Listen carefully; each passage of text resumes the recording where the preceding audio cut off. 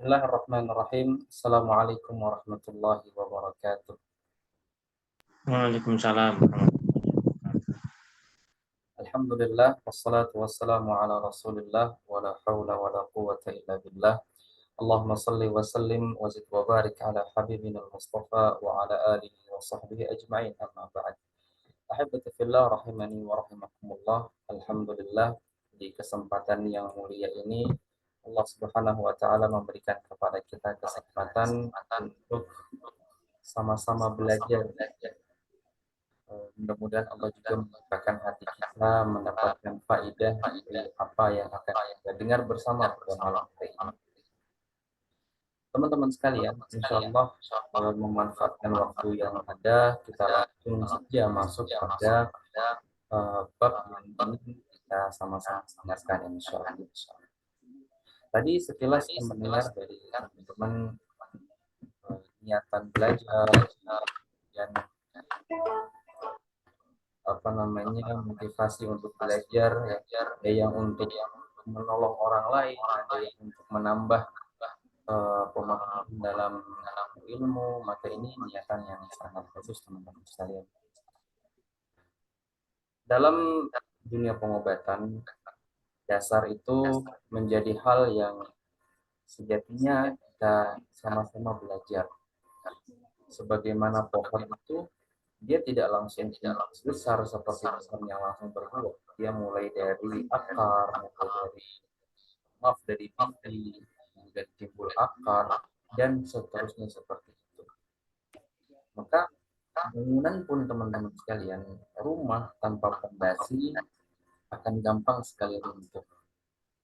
Nah, ada satu pertanyaan lagi yang ingin saya tanyakan kepada teman-teman dan mohon untuk dijawab ya. Pertanyaannya mungkin berulang. Apa tujuan teman-teman belajar? Tadi sudah ada yang menjawab ya. Sekarang saya coba bertanya kembali yang lebih spesifik lagi nih. Apa tujuan daripada teman-teman belajar apapun seni keilmuan itu? Leksika, kultur, ada lintah, dan lain sebagainya. Apa nih motivasi awal untuk teman-teman belajar? Boleh mungkin kalau ingin memberikan jawaban. Ringkas-ringkas aja ya.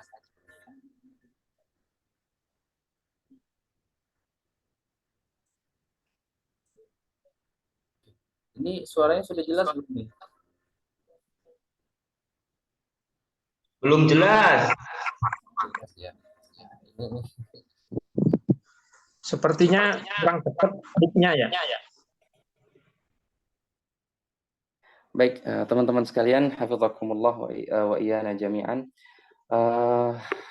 Saya coba langsung masuk aja ke paparan yang ingin kita sampaikan.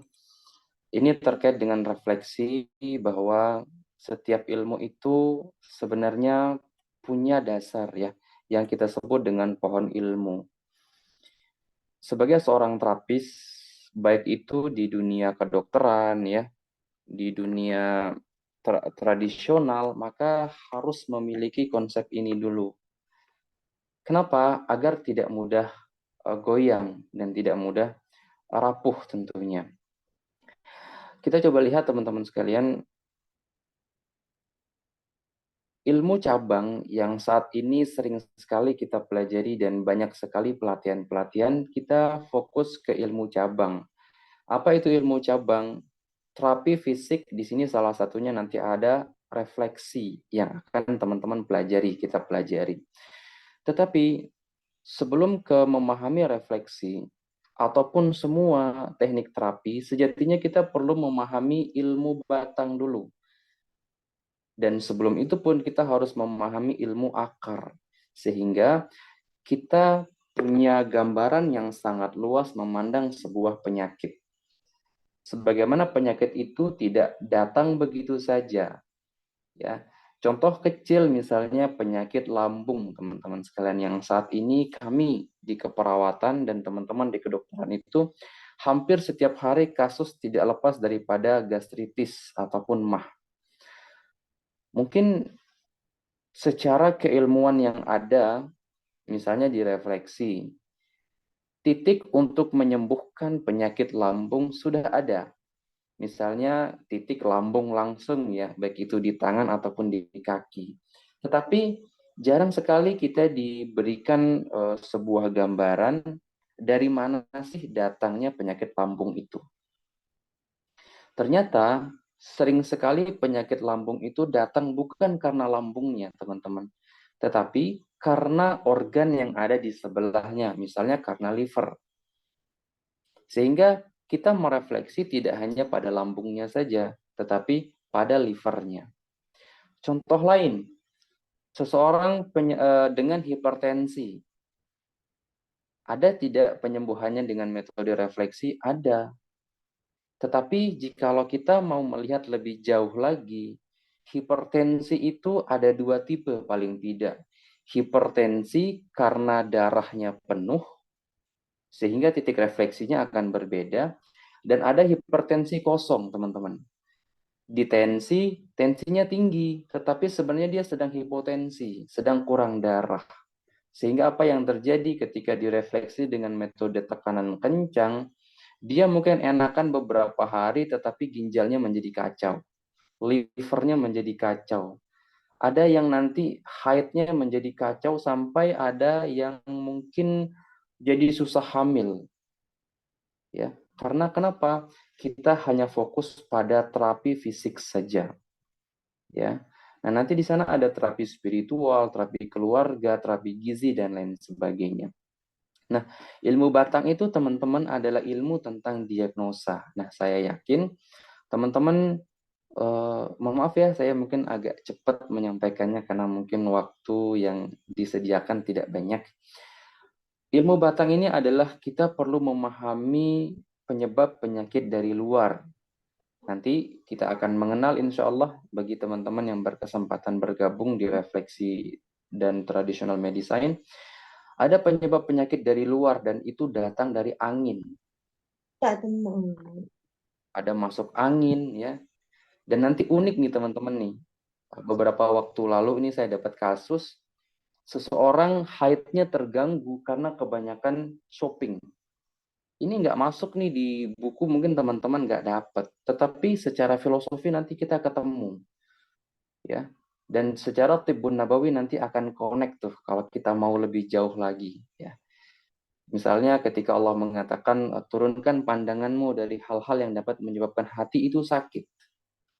Ternyata shopping, ya, ini bagi teman-teman yang perempuan, shopping itu tidak cocok pada orang-orang yang tipenya tipe panas kering. Nah, ini di dunia Tibbun Nabawi ada namanya Al-Arba'atul Amzijah, 4 dasar manusia. Jadi ketika seorang pasien kita sakit, di sana ada namanya discharge planning. Kita harus ngapain nih setelah pasien kita sakit, setelah kita terapi, itu harus diapakan. Nah, itulah yang namanya konsep holistik, teman-teman sekalian. Kita tidak hanya berpaku pada treatment refleksi dengan titik 04, titik 07, tidak. Tetapi pasien ini sakit kenapa nih? Nanti teman-teman bakal lebih mudah nanti insya Allah memahami tentang konsep-konsep tradisional. Kemudian ada penyebab penyakit dari dalam. Ini yang sering disoroti oleh Al-Imam Abdul Hamid Al-Ghazali rahimahullahu taala dan imam-imam yang lainnya seperti Al-Imam Al-Mustaghfiri, ya, Al-Imam Al-Hafidh Ibnu Hajar dan lain sebagainya. Mereka banyak sekali melihat tentang penyebab penyakit dalam. Kita akan sebutkan nanti ternyata penyakit dalam ini dari internal kita itu memegang peran yang sangat besar sekali. Tetapi jarang para terapis mempelajari, mendalami ini. Kami di medis, saya sebagai seorang perawat, itu juga kita tidak terlalu banyak mengambil ini. Misalnya penyebab penyakit hipertensi, 1 alkohol, 2 pola makan, dan seterusnya, stres nomor 7 atau nomor 8. Tetapi kedokteran Arab klasik atau kedokteran timur itu menjadikan faktor emosi itu nomor 1, teman-teman sekalian. Dan Tibbun Nabawi, teman-teman yang belajar bekam ya, saya lihat di grup itu banyak pembekam-pembekam, itu dijadikan nomor 1. Ada apa dengan itu begitu ya? Dan ini nanti diambil dari sebuah ayat ketika Allah mengatakan, ya ayyatuhan nafsul mutmainnah irji'i ila rabbiki radiyatan mardiyah. Itu kalau kita coba otak-atik ayat ini di dunia kesehatan, teman-teman bisa membentuk dan menciptakan uh, teknik sendiri. Beberapa waktu lalu ada kasus hipertensi juga, itu nggak diapa-apakan teman-teman, cuma disuruh main di sawah, hipertensinya sembuh total. Ya, kita nggak refleksi, nggak akupuntur, kita coba pahami tentang filsafat manusia atau falsafah manusia itu sendiri. Ini di pelatihan di tempat saya bahas 1 hari teman-teman sekalian. Mudah-mudahan nanti di refleksi ini bisa kita singgung tentang itu ya. Kemudian nanti ada penyakit golongan ketiga, ini dari pola makan yang salah, pekerjaan, pola pikir yang salah, bahkan cara merefleksi yang salah, mohon maaf ya. Ini bisa menyebabkan masalah pada tulang belakang. Dan ini banyak sekali saya dapatkan di teman-teman saya ya. Saya nggak menyebutkan siapa, tapi teman-teman saya di keperawatan holistik komplementer. Kemudian sebelum itu pun yang lebih jauh lagi, kita harus memahami yang namanya ilmu akar. Di sana ada teori keseimbangan. Ya, kalau di TCM itu disebut dengan teori yin yang. Kalau di Tibbun Nabawi dikenal dengan teori panas dingin, al-hararah war-rutubah. Ini disebutkan oleh Al-Imam Ibnul Qayyim dalam kitab beliau, Tibbun Nabawi, dan beberapa juga disebutkan dalam Zadul Ma'ad fi Hadi Khairul Ibad. Kemudian nanti ada teori pergerakan alam. Wah, ini seru teman-teman. Ada fenomena organ. Ya, saya buat di grup diskusi itu, organ kita teman-teman itu seperti manusia. Dia bisa baper. Organ kita itu bisa baper. Sehingga baper itu sebenarnya adalah sinyal yang sangat bagus. Tetapi banyak kita saat ini yang mengekat kebaperan itu. Sehingga kita bisa sakit kapanpun saja. Ya, padahal baper ini adalah satu sinyal yang sangat hebat ya di dalam tubuh kita. Kemudian ada teori meridian. Ini biasanya digunakan pada akupuntur. Tetapi ada hubungannya dengan refleksi nanti. Jadi ada ilmu yang namanya bioenergi. Kalau orang-orang spiritual mengatakan ilmu aura, ya, itu ada hubungannya nanti dengan telapak tangan dan telapak kaki. Ya. Ada sebuah filosofi teman-teman sekalian di orang zaman dulu ya. Kalau ingin cepat hamil maka mandi hujanlah. Kalau mudah marah, bad mood, maka hentakkanlah kaki di atas tanah yang lembab. Itu orang-orang Jawa itu punya banyak sekali filosofi tentang itu. Ya, namun karena kita nggak, mungkin jarang kita coba otak-atik ya tentang itu, kita terlalu fokus dengan teknik sehingga kita jauh dari hakikat ilmu itu sendiri. Ngapunten teman-teman sekalian ya, saya tidak sekali lagi tidak bermaksud menggurui, tapi saya ingin menasihati diri saya sendiri bahwa kita masih perlu banyak belajar. Terapi fisik, apapun itu, mohon izin saya sebutkan mungkin ya, yang saya pernah pelajari saja seperti akupuntur, akupressor, self healing terapi, ya, kemudian ada akupressor, PTB dan lain sebagainya, itu hanya di sini saja, di daun-daunnya, di ranting-rantingnya. Kita belum mempelajari batangnya, apalagi akarnya. Sehingga nanti ada yang bertanya tentang anak ya di grup ya. Kalau penyakit anak, bagaimana menyembuhkannya? Sependek pengalaman saya, ya, kasus anak-anak itu jarang saya sentuh anaknya, tetapi ibu dan bapaknya yang saya sentuh. Dan alhamdulillah dengan izin Allah, mereka sembuh. Ibu bapaknya juga tambah sehat.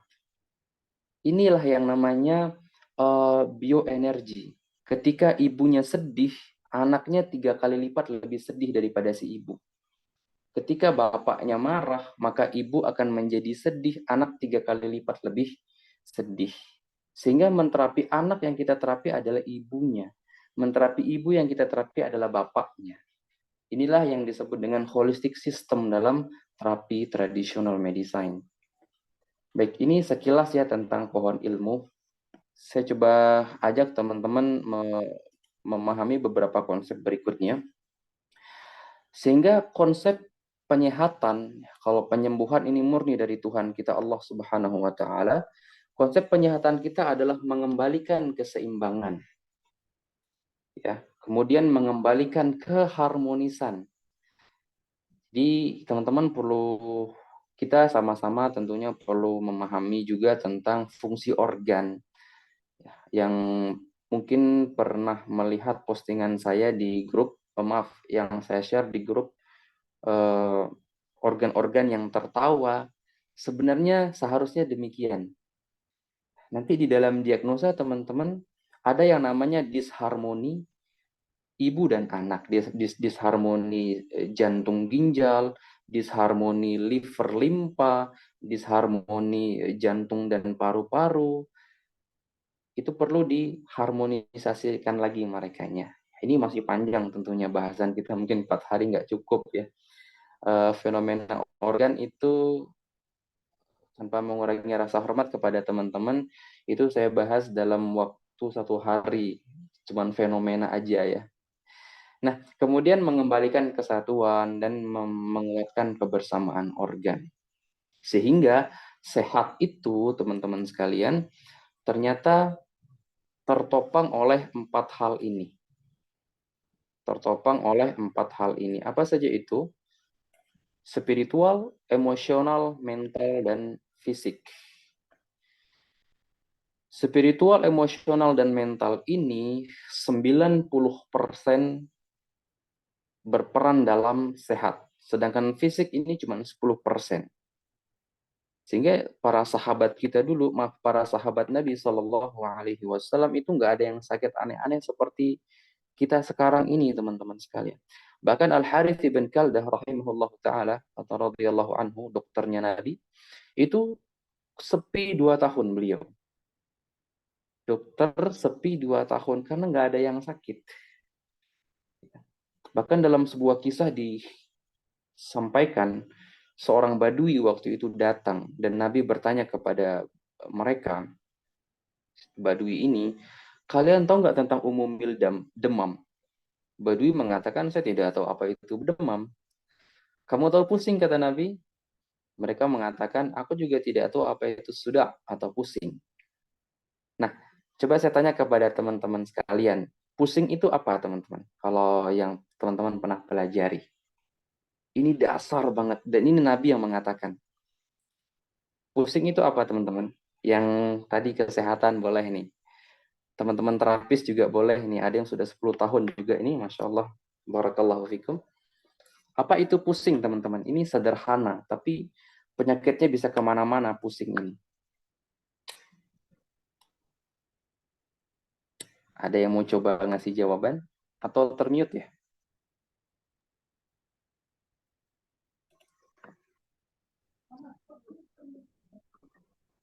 Bisa ya, silahkan. Ada yang mau coba ngasih jawaban? Apa itu pusing? Teman-teman Kurangnya paham oksigen aja. Baik, kurangnya oksigen, terus? ke saraf otak. Adanya patogen angin yang menyerang kepala, Ustaz. Oke, patogen angin yang menyerang kepala. Baik, ada lagi?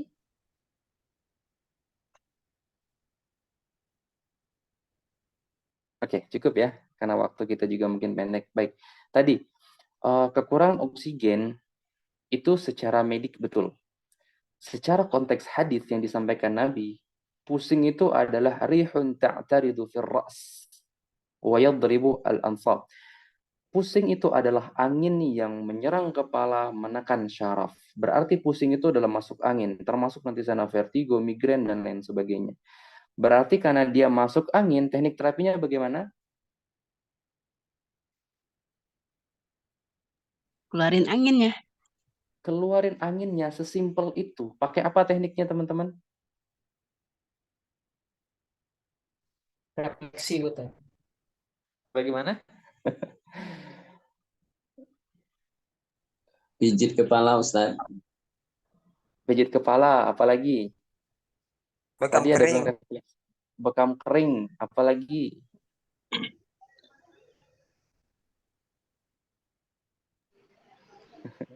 Kerokan. kerokan. Oke ya. Nah, itulah yang tadi saya maksud, yang teman-teman sebutkan itu teknik. Ketika teman-teman sudah tahu nih sebabnya ini, tekniknya bebas.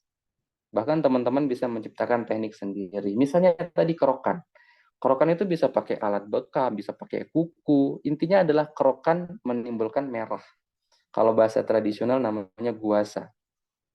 Intinya bagaimana dia merah, itu sudah dikatakan kerokan.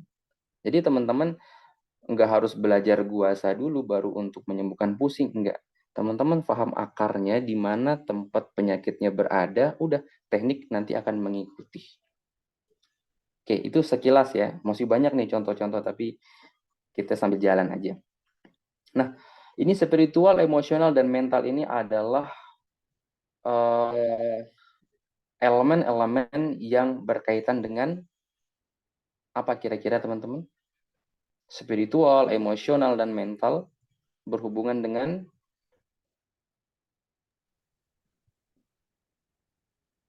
Ruhiyah. Emosi, Ustaz. iya, emosi atau jiwa. Sehingga manusia itu punya raga dan punya jiwa. Ya, punya raga dan punya roh. Nah, kita jujur aja ya. Saya saja di medis, sekalipun kami ada pembelajaran khusus tentang mata kuliah keperawatan holistik Islami, kita banyak menyentuh urusan fisik. Secara Tibbun Nabawi nanti teman-teman banyak sekali melihat ini. Ada satu manuskrip ditulis oleh Imam Asy-Syafi'i tentang diagnosa wajah, namanya Firasatus Syafi'iyah. Wah, di situ seru teman-teman. Itu semuanya tentang jiwa yang beliau bahas. Oke, ini poinnya ya. Jadi sehat itu adalah ini semua. Sehingga nanti ketika ada orang sakit dan perlu direfleksi, kita coba lihat dulu nih kondisi daripada jiwanya.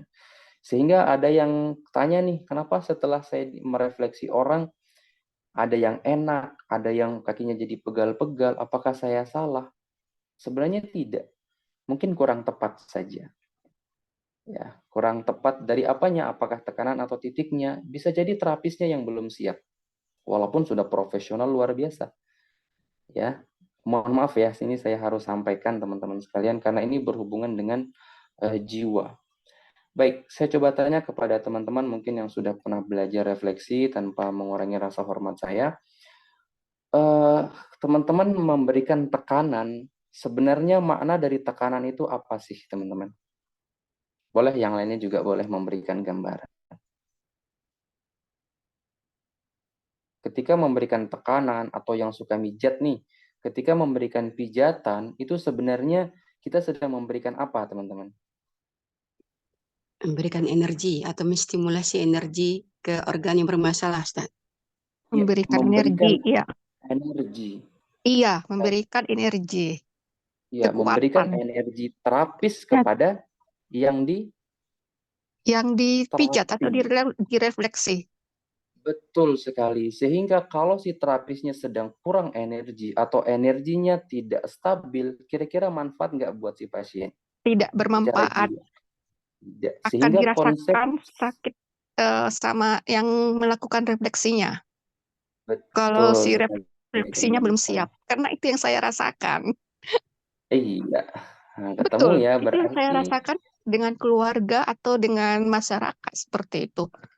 Iya, alhamdulillah ya. Berarti konsep sodakoh itu teman-teman sekalian adalah siapa yang memiliki, dia yang memberi.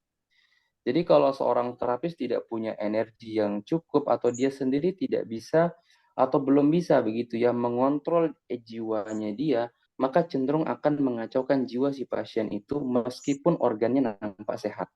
Karena manusia itu dalam bahasa Swangsi atau filsafat manusia teman-teman sekalian, itu manusia tidak hanya raga, tapi manusia itu punya roh.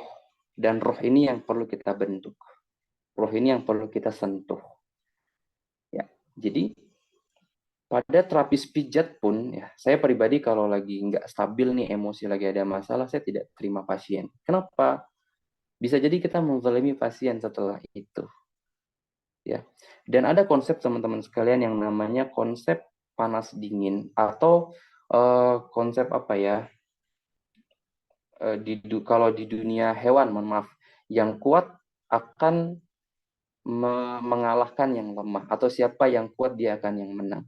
Sehingga kalau seorang terapis sedang labil misalnya, sedang tidak stabil, dia lagi ada masalah, kemudian menerima orang yang sakit, maka energi negatif si pasien itu akan pindah ke dia, si terapisnya.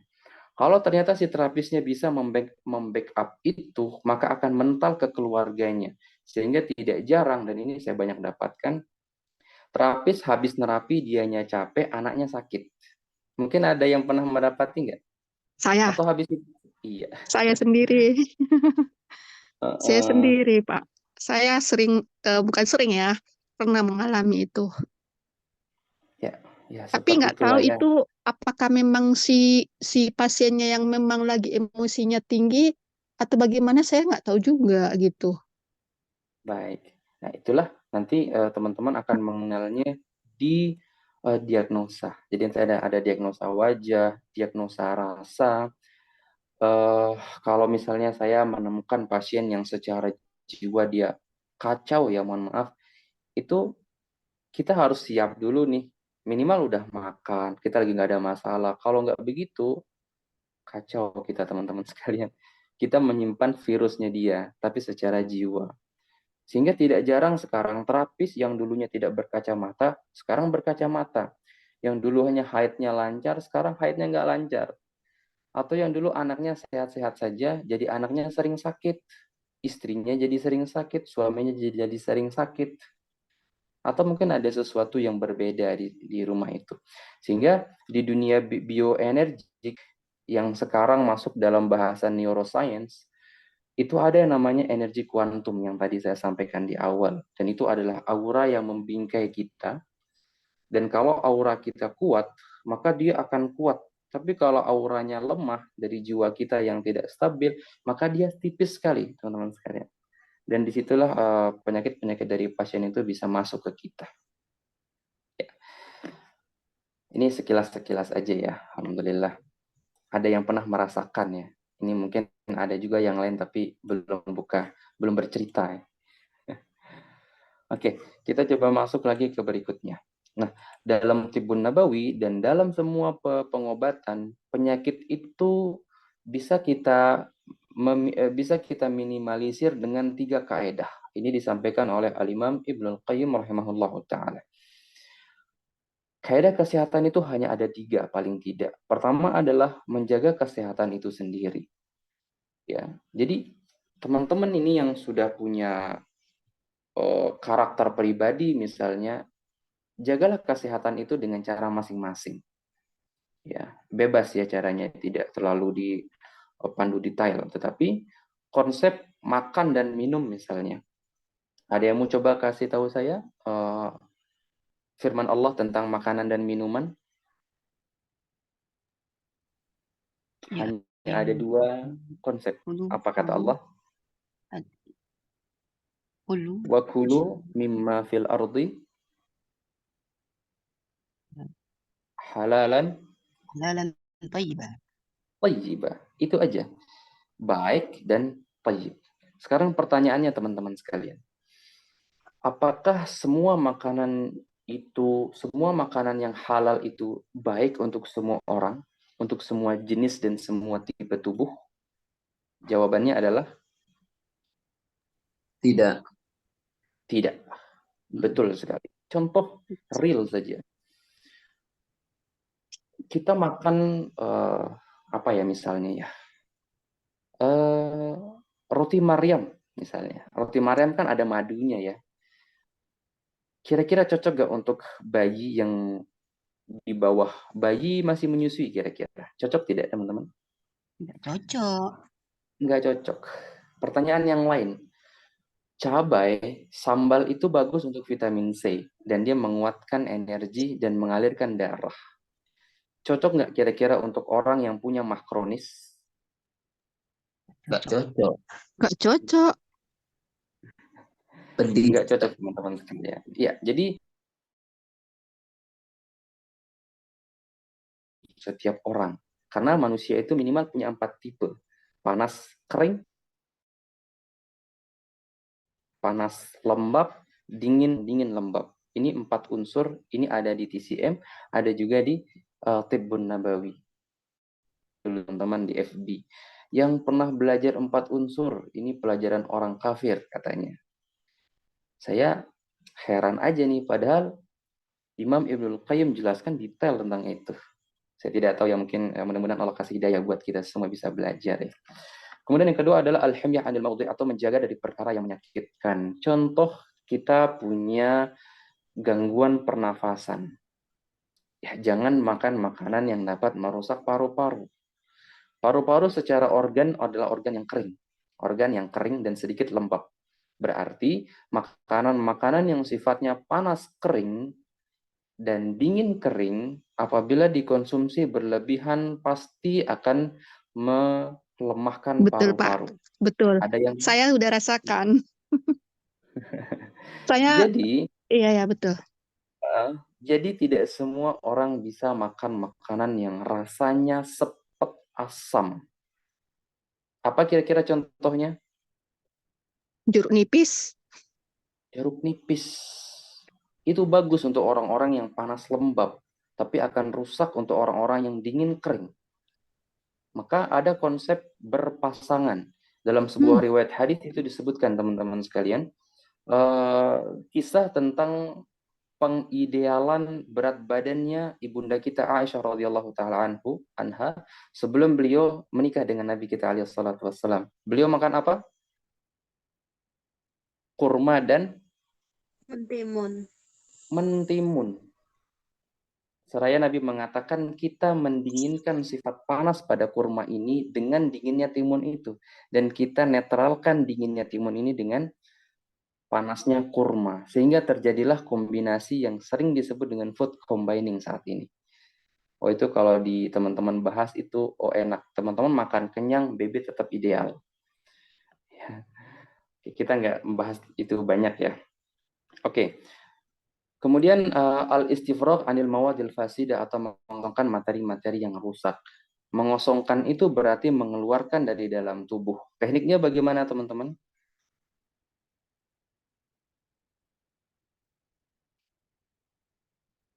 Dengan bekam, fasdu, lintah, ya, dan lain-lainnya.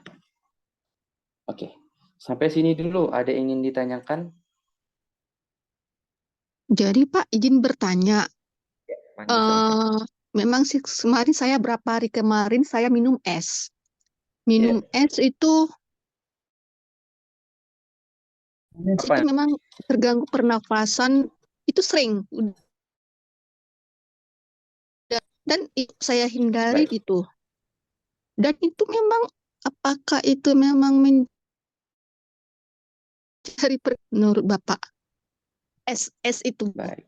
Padahal itu air dingin, dingin bukan esnya langsung, tapi es yang sudah dicairkan gitu. Itu sudah dari saya SMA dan sampai sekarang.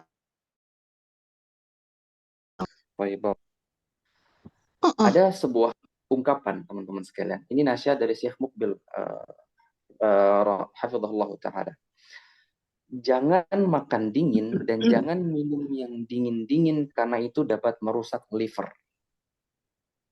Pernah dengar konsep ini? Belum.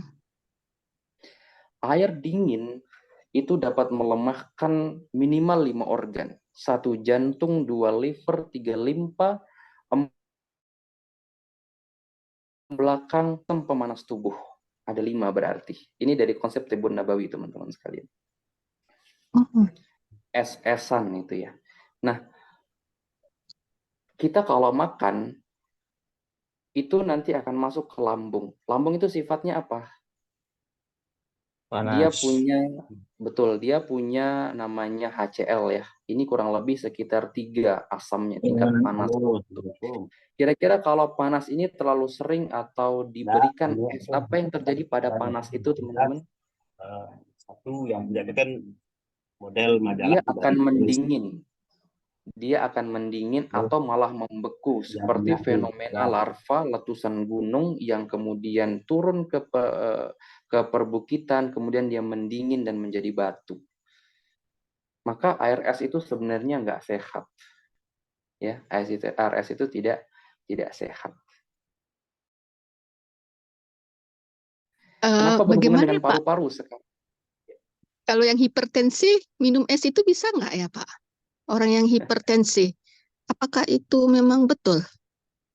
Baik, sebenarnya tidak ada hubungannya secara tradisional ya. Saya tidak tahu ini, mungkin ada yang mengatakan bisa terapi hipertensi dengan es. Kalau dia hipertensinya itu datang-datangan ya, jadi kadang-kadang hipertensi, kadang-kadang normal, maka itu hipertensinya datang dari liver jiwa, dari emosi dia. Bapak Ibu kalau lagi deg-degan nih, kira-kira tensi naik nggak? Tidak, saya tidak. Biasa Baik, naik. berarti rendah. Saya turun, Pak. Oh malah turun. Oke, berarti sebenarnya jenengan itu kurang darah. Tapi umumnya orang yang takut itu dia akan deg-degan kan. Nah, deg-degan itu biasanya tensi akan naik. Berarti deg-degan itu sebenarnya karena misalnya rasa takut. Rasa di sini itu sebenarnya apa, teman-teman, rasa itu? Emosi bukan rasa itu? Emosi. Emosi. Iya, emosi. Jadi kalau seseorang itu hipertensi karena emosi sifatnya panas pasti, maka es yang dimaksudkan itu bisa menurunkan karena dia mendinginkan jiwa yang sedang panas tadi. Masuk dia teorinya. Tetapi tidak gitu-gitu amat sih sebenarnya. Misalnya ada orang lagi ketakutan, malah tensinya turun, dikasih es tambah drop nanti. Gitu. Ada gambaran? Ya, ada. Iya, barakallahu fikum. Baik, ada lagi satu lagi mungkin? Izin bertanya, Ustaz. Mari, silahkan. Tadi kan Ustaz sudah uji antara terapis dengan yang diterapis agar bukan kaleng-kaleng lah intinya gitu. Nah, jadi tipsnya untuk memulai terapis itu Pak Ustaz agar energi si pasien tidak berpindah. Kita itu persiapkan apa dulu ya? Sebenarnya dijamin asli, bukan hongkongan ya. Baik, ini ada double suara, tapi yang saya tangkap dari Masnya tadi, bagaimana teknik kita mungkinnya bagi seorang terapis agar tidak kena hawa negatif begitu ya dari pasien ya. Sedikit tambahan Ustaz. Karena kalau misalnya kita di massage itu, Ustaz, kan kita bisa sehari itu mengerjakan 4 atau berapa pasien gitu Ustaz. Ya, jadi kadang-kadang kita capek, pasien datang, kerja lagi kayak gitu Ustaz. Jadi tipsnya bagaimana Ustaz biar? Nah, terima kasih Ustaz. Ini ya betul sekali, dan ini memang pijat ini teman-teman sekalian, ketika tangan ketemu dengan kulit, ketika kulit ketemu dengan kulit, maka energi itu akan bersatu dengan pasien. Kalau energi seorang terapisnya lemah, pasti dia akan kena efek daripada pasien tersebut. Tapi kalau dia kuat, maka dia bisa menetralisirnya. Nah, energi itu di dunia TCM dikenal dengan Qi. Qi energi. Dan Qi ini teman-teman terbentuk daripada makanan-makanan kita. Sehingga tips yang mungkin saya pribadi gunakan adalah selalu jaga pola makan. Itu dulu, pola makan dulu, karena itu akan menjadi bakal energi kita. Kalau di kedokteran itu disebut dengan adenotriposfat yang dibentuk di mitokondria. Kemudian setelah itu rajin-rajinlah olah nafas paru. Caranya, Dan izin paru-paru. bertanya, caranya bagaimana ya Pak? Olah nafas yang betul. Olah nafas, nanti di sini ada Kemarin ada perbincangan ya dengan teman-teman yang olah vokal. Olah vokal itu biasanya menggunakan nafas diafragma. Kalau di meditasi, itu nanti menggunakan nafas paru. Ada yang menggunakan nafas perut memang. Nah, nafas paru itu adalah yang membusung itu nanti dadanya. Ya, saya coba contohkan di kamera, mungkin bisa dilihat. Ini nafas paru. Perutnya nggak boleh mengembang. Nafas perut, paru-paru tidak mengembang, tapi perut yang mengembang dan mengempis. Dan ini butuh latihan. Oke. Mudah-mudahan itu ada gambaran. Kemudian yang ketiga, teman-teman sekalian, hati-hati dengan es. Ya, bolehlah minum es, tapi jangan terlalu sering. Baik, saran yang keempat, dan ini adalah pola yang perlu teman-teman catat mungkin ya. Perhatikan pola minumnya teman-teman sekalian. Perhatikan pola minum saat makan. 1, jangan minum sambil makan. Jangan minum setelah makan langsung. Jangan minum sebelum makan. Berilah jeda sekitar 15-30 menit. Jangan minum langsung setelah olahraga. Jangan minum langsung setelah berhubungan seksual. Dan jangan minum setelah dalam keadaan yang sangat letih. Efeknya apa itu ya, Capek Pak? banget. Baik, apa efeknya? Ini dalam kedokteran timur ya. Ketika makanan teman-teman masuk ke dalam lambung, kalau teman-teman langsung minum, maka dia langsung dibawa ke usus besar. Dia tidak terkena dengan enzim amilase, lipase, HCl, dan lain sebagainya yang ada di lambung. Dan ini biasanya yang menyebabkan qi tidak terbentuk dengan sempurna. Biasanya menyebabkan energi kita tidak terbentuk dengan sempurna. Lalu bagaimana kalau keselak? Minumlah untuk menurunkan makanan yang tersedak itu saja. Bukan langsung minum 1 botol ya. Dan sunnahnya pun kita minumnya bagaimana teman-teman, 3 teguk ya sekali minum ya. Dan itu pun dengan nafas di luar bejana. Untuk apa? Makan semua makanan yang masuk nanti akan diserap oleh sel dan organ dan menimbulkan yang namanya energi. Baik, ada gambaran Akhi tadi yang bertanya? Kalau izin kalau minum setelah berolahraga atau minum karena terlalu capek itu efeknya kemana?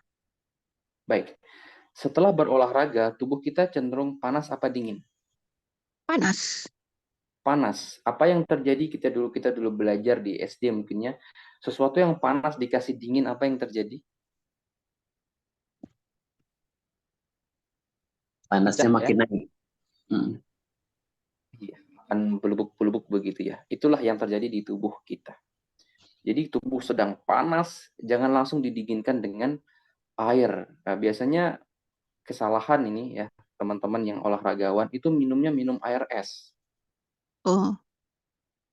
Kalau minum air putih yang masih netral-netral aja sih masih bisa, tapi nggak boleh langsung dihabiskan ya, sedikit-sedikit. Ya, seperti itulah kira-kira. Ada gambaran teman-teman? Oke, mudah-mudahan ada gambarannya. Ya. Insya Allah sebentar lagi teman-teman ini saya coba kasih lihat ya beberapa hal-hal yang dapat menyebabkan penyakit. Kemudian nanti saya coba lihatkan materi makan sambil di refleksiologi. Ini ada 10 hal yang membahayakan tubuh dan ini wajib bagi seorang terapis tradisional maupun teman-teman saya di medis untuk memahami ini.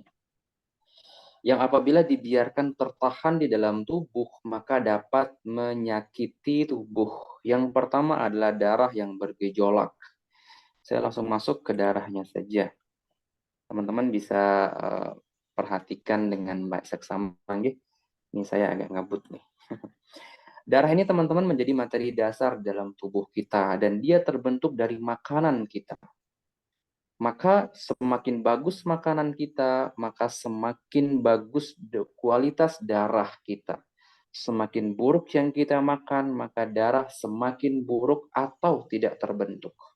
Karena tubuh kita ini teman-teman sekalian lebih canggih daripada pabrik manapun. Makanan-makanan yang masuk ke dalam tubuh yang apabila cenderung nilai gizinya buruk, nilai gizinya tidak dibutuhkan oleh tubuh, maka tubuh akan lapar dan makanan itu akan dibuang melalui feses. Sehingga ada istilah lapar tubuh dan ada istilah lapar perut. Ada yang tahu artinya lapar tubuh dan lapar perut apa? Ini dasar banget teman-teman sekalian. Nah, baik. Lapar tubuh itu seseorang yang makan apapun yang penting kenyang. Kalau lapar perut, seseorang itu makan sesuatu yang bernilai, yang bagus, agar tubuhnya kenyang, meskipun perutnya lapar. Maka Nabi mengatakan apa? Bihasabi bani Adam luqaimat yuqimna sulbahu. Sejatinya seorang muslim yang baik itu akan yang layak dimakan untuk menegakkan tulang sulbi. Maka sekarang banyak kasus paru-paru, teman-teman sekalian. Makannya apa nih kalau lapar? Nah, jujur ya, ini kita jujur-jujuran nih. Teman-teman kalau lapar, secara umum orang itu nyarinya apa? Cemilan apa nasi campur? Cemilan, Nasi. Cemilan, Gorengan Ustaz.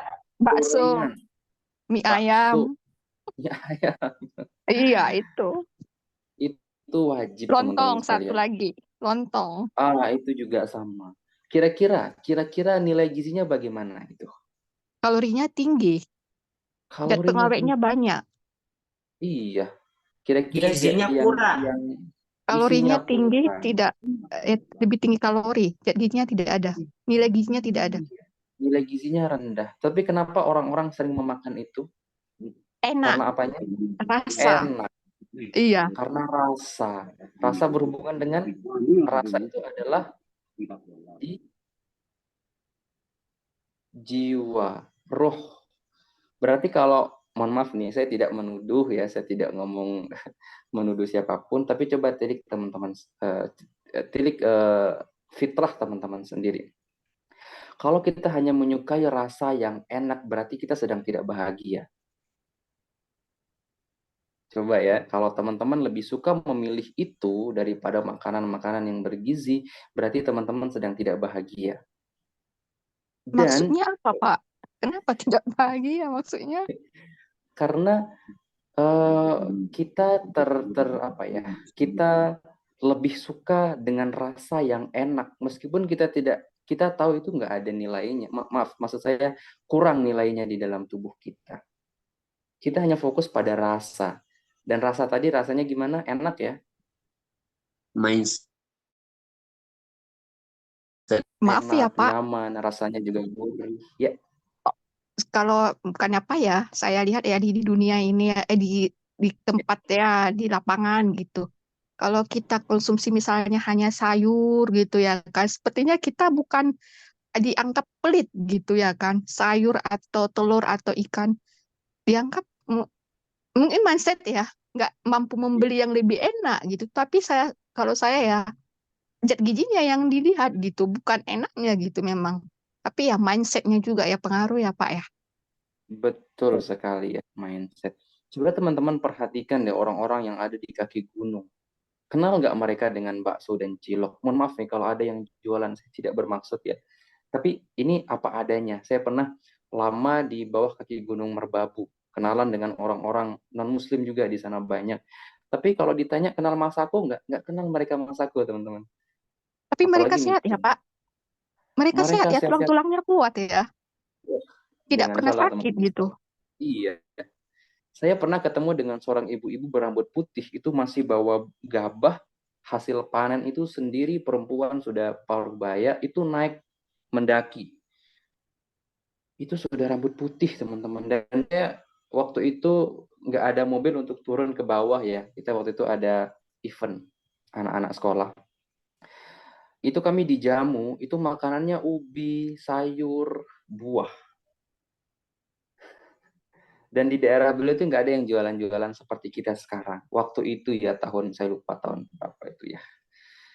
Tapi sekarang kan kita lebih suka dengan rasa. Padahal kalau teman-teman mau pahami, rasa itu hanya sebatas lidah kan ya teman-teman ya. Iya, betul-betul Pak, betul. Tapi Iya, sampai dianggap sini kita nggak tahu.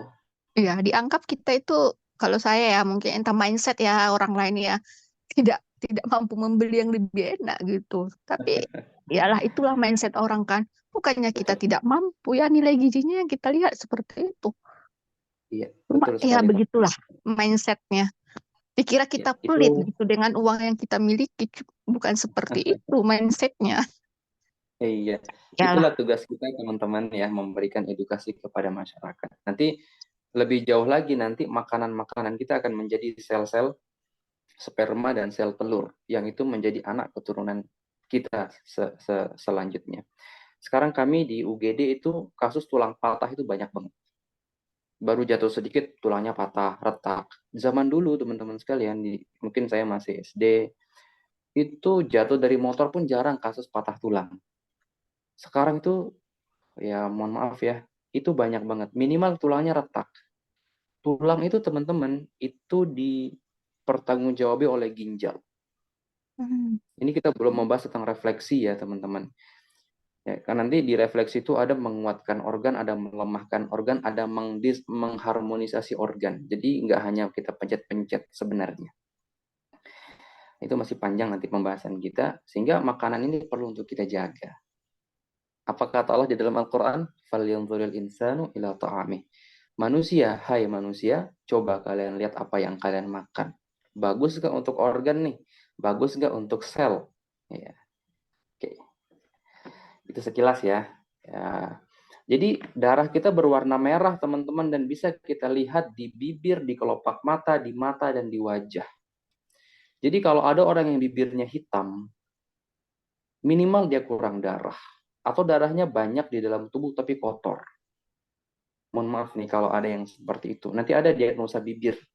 Kita bisa melihat kepribadian orang dan status masalah orang melalui bibir.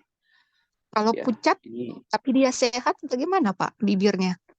itu sehat Pucat tapi semu. dia sehat kuat. Pucat tapi sehat dan kuat itu semu, teman-teman sekalian. Semu. Suatu saat dia Maksud akan drop langsung. Semu itu artinya mungkin teman-teman pernah merasakan, aduh saya sudah lapar nih, udah nggak ada tenaga nih. Tapi tiba-tiba ada gempa bumi. Akhirnya teman-teman bisa lari sekencang mungkin.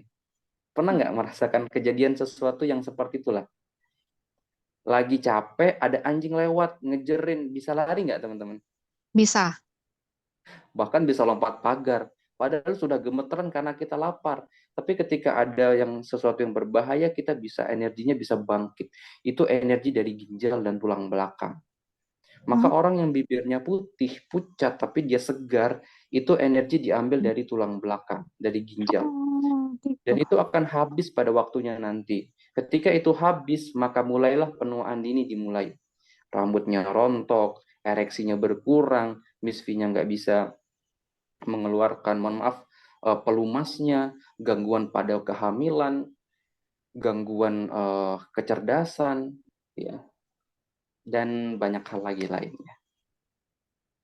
Ada gambaran di sini? Ya, mudah-mudahan ada gambarannya. Baik, kita sambil jalan. Teman-teman ingin bertanya langsung aja nggak apa-apa ya. Izin bertanya Ustadz, Oke, boleh silakan. apa hubungannya dengan akupresur? Jadi apa namanya dengan hubungan 4 atau 5 unsur itu kalau pernah saya baca itu di akupresur itu ada 5 unsur, tapi tadi Ustadz jelaskan tentang 4 unsur itu yang pertama. Yang kedua nanti tentang tata laksana untuk refleksi itu sendiri adakah untuk materi untuk relaksasi? Ya, Ya itu aja sebenarnya. Terima kasih baik. Ustadz. Pak, Apa izin hubungannya Pak. dengan dulu?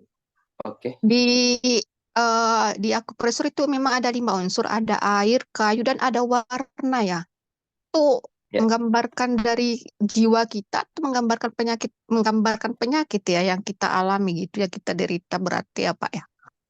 baik. Ini ada Ada hubungannya dengan unsur kayu, pertanyaan kita air. yang pertama tadi. Jadi, refleksi ini sebenarnya kan datang dari tradisional ya. Maka ada pelajaran 5 unsur, 4 unsur. Apa hubungannya dengan itu nanti? Contoh misalnya teman-teman sekalian, ini saya coba lihatkan ya. Saya coba lihatkan dulu. Sebentar ya.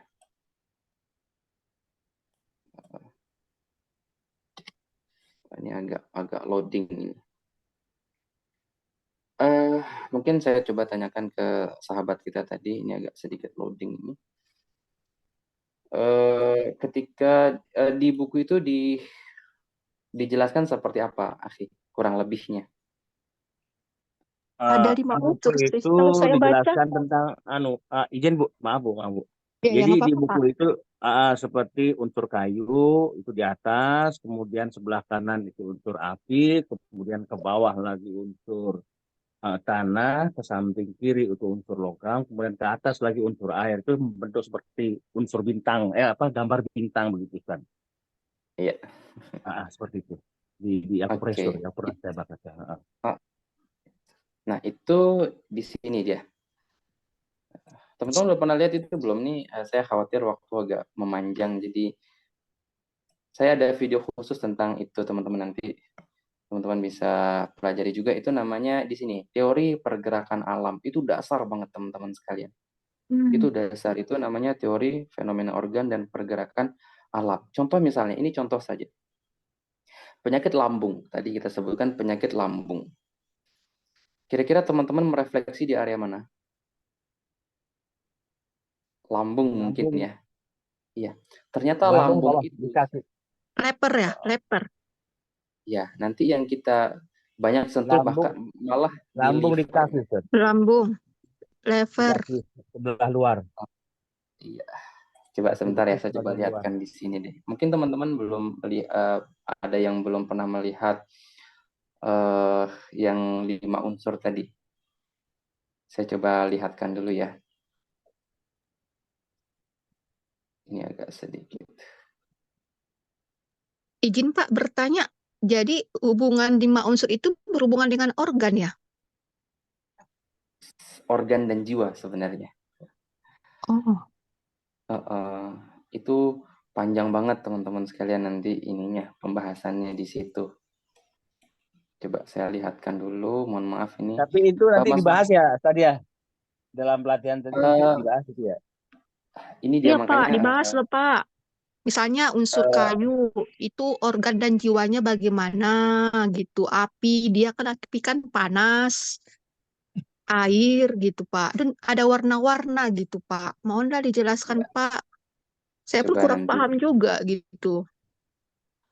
Ini butuh waktu memahaminya, Ini yang, tapi nanti coba Ustaz, kita Ustaz, ini yang ingin saya tanyakan, apakah dalam materi nanti itu dipaparkan ya seperti ya 5 unsur ya yang dalam akupresur, kemudian nanti hubungannya dengan refleksi yang 4 unsur tadi ya, itu ada nanti ya semua ya. Insya Allah saya coba sampaikan di materinya sebenarnya nggak ada ya, di materi nanti saya coba kasih gambaran ini ya, saya coba kasih gambaran ini. Ini teman-teman, ini sebelum memahami ini teman-teman harus coba memahami organ dulu sebenarnya. Organ itu fungsinya apa sih? Nah, ini tadi yang disampaikan sama teman kita. Ini namanya diagram Musing. Contoh misalnya ada tanah. Nah, tanah ini adalah lambung, teman-teman. Lambung ini sering sekali rusak karena liver.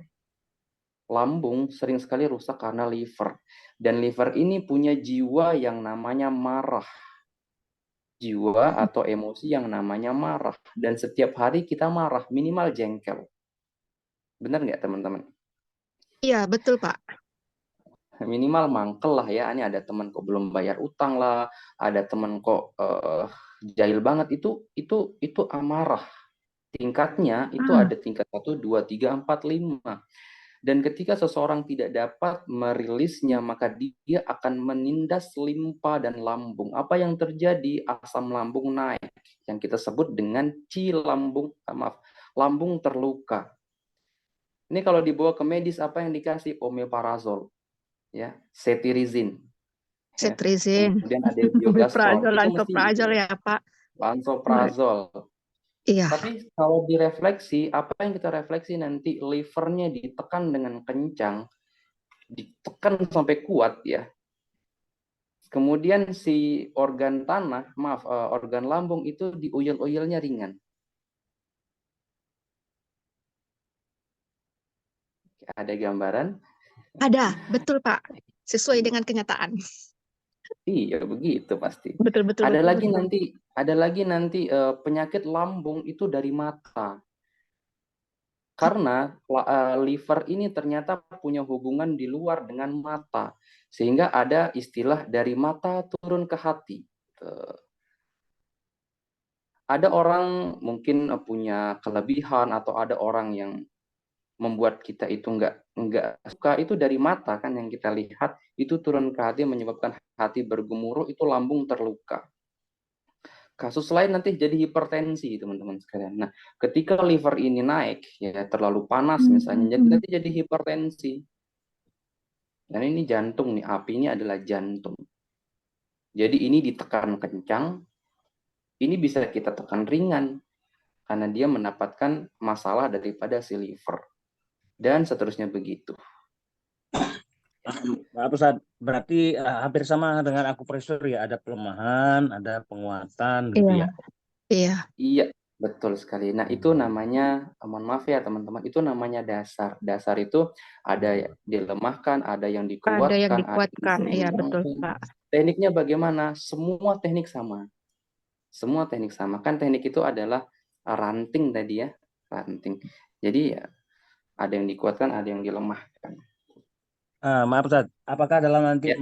terapi kalau misalkan kita atau kita sendiri atau keluarga kita, apakah nanti itu bisa kita ngecek selain kita lihat dengan mata ya, apakah kita nanti bisa kita ngecek dengan teknik refleksi itu sendiri gitu, menekan di daerah-daerah telapak kaki misalkan bisa ketahuan atau mendiagnosanya dengan ada nanti dipaparkan di sana dalam pelatihan nanti.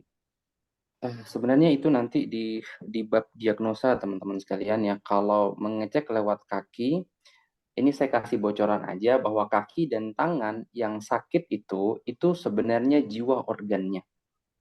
Hah? Maksudnya Pak, jiwa organ? Iya. Jadi organ kita punya jiwa. Apa itu jiwanya ini? Misalnya hati itu jiwanya marah. Jadi orang yang ditekan di area kaki. Ya. Ini liver 018. Misalnya ditekan di area tapak kaki sini kok sakit banget, berarti sebenarnya dia sedang menyimpan banyak rasa yang tidak bisa diungkapkan. Oh ya Pak. Tapi kalau tidak sakit nggak apa-apa ya. Tapi kalau di paru-paru Pak, saya tekan di bagian di BL ya itu terasa sakit loh. Baik. Paru-paru sekarang saya tekan ya. Sakit, terasa sakit, tapi memang paru-parunya kenapa ya Pak ya? Iya. Paru-paru itu jiwanya jiwa sedih dan sekarang kita itu setiap hari disedihkan dengan banyak informasi. Pengen beli ini pun nggak dapet. Pengen beli itu mungkin belum ini. Anaknya nakal, sedih. Suami nggak pulang-pulang ya sedih, khawatir. Ya. Sehingga banyak kasus paru-paru sekarang teman-teman sekalian. Oh, begitu ya Pak ya.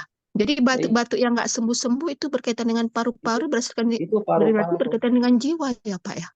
Iya, cara jadi bagaimana Pak? Baik, orang yang sedih diapakan? Dibuat dihibur. Dibuat senang. Iya, dihibur. Coba deh teman-teman buktikan aja ya. Misalnya nanti coba cek di area paru-paru misalnya di sini, di area paru-paru. Oh, ini sakit banget nih. Coba deh besok ajak ke pantai mungkin. Insya Allah jadi nggak sakit lagi kok. Sesimpel itu sebenarnya teman-teman sekalian. Jadi Pak, izin bertanya, kalau batuk yang nggak sembuh-sembuh bagaimana ya Pak? Baik, batuk itu dari paru-paru. Nah, batuk itu teman-teman datang dari paru-paru. Semakin kuat batuknya, dia menyimpan emosi semakin besar. Seperti letupan, teman-teman kalau lagi masak air, ada tuh. Kalau semakin panas dia, maka air yang bergemur itu semakin besar suaranya ya. Iya. Iya, itulah batuk itu teman-teman. Berarti ada panas yang disimpan nih. Dan panas itu adalah emosi atau jiwa.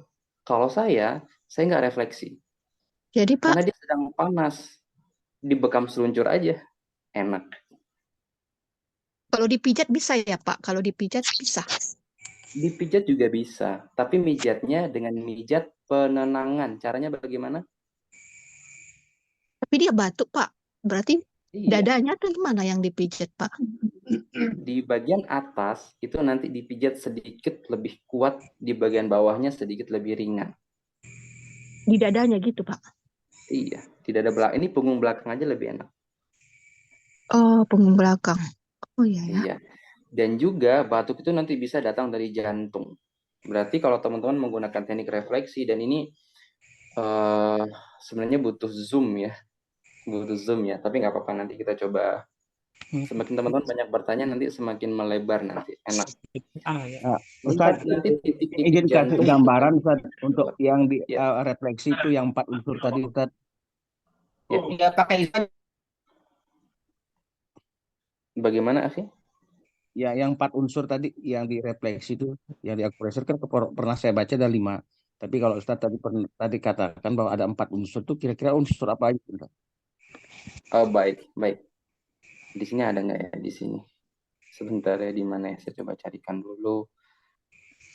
Jadi 4 unsur ini teman-teman ya, sejujurnya itu arahnya ke jiwa. 4 unsur itu arahnya ke jiwa. Saya coba carikan dulu ya. Ini teman-teman mengizinkan saya sampai jam berapa nih? Biar enak. Ya, 12 Menarik, boleh deh. Pak. Materinya menarik sekali gitu. Dan itu saya Allah temukan ibadah. di lapangan. Kalau boleh izin gini Ustadz, jadi kita berikan gambaran, jadi tahap-tahapan apa nanti ketika kita akan diberikan materi, kemudian diberikanlah gambaran-gambarannya, misalkan tadi tentang apa namanya sejarah, refleksi, kemudian hubungannya dengan akupressur, kemudian nanti tentang tata laksananya. Nah, kemudian Ya, nanti apa namanya bagaimana cara kita untuk mendiagnosa dan lain sebagainya itu tolong mungkin nanti berikan gambaran aja sampai di mana nanti materi yang akan diberikan. Begitu Ustaz. baik. Terima Insya kasih. Allah selepas ini saya kasih lihat materinya secara umum ya. Insya Allah. Seperti yang saya sampaikan di grup kemarin itu, sejatinya 4 hari nggak cukup ya teman-teman. Jadi akan terus berlanjut diskusi demi diskusi, obrolan demi obrolan.